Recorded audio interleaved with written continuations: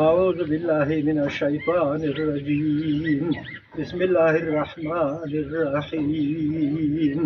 هو الله الذي لا إله إلا هو عالم الغيب والشهادة هو الرحمن الرحيم.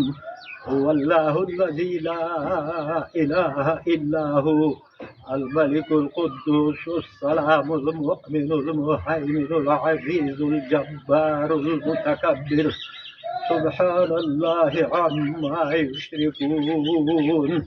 هو الله الخالق البارئ المصور له الأسماء الحسنى يسبح له ما في السماوات والأرض وهو العزيز الحكيم.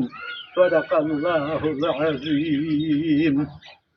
دوكي يا الله يا الله دغه تاسو چې هر چا اړ وزاله کړي خصوصا د دې بنسټ لپاره دغه څه موږ ته جوړه شوه او هر چا چې دې کې کوشش کړی دی هغو کارمندانو کړی خدای تعالی دې اجرونه ورکړي او دغه اوبو سره موږ ډېر په تکلیف کې وو.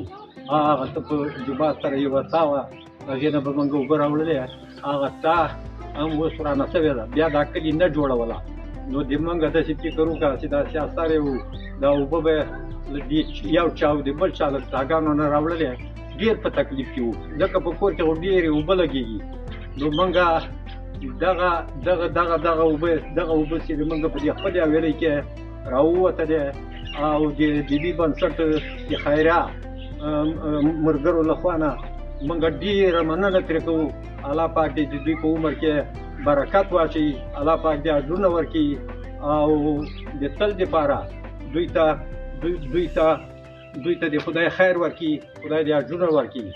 ومن الله توفیق.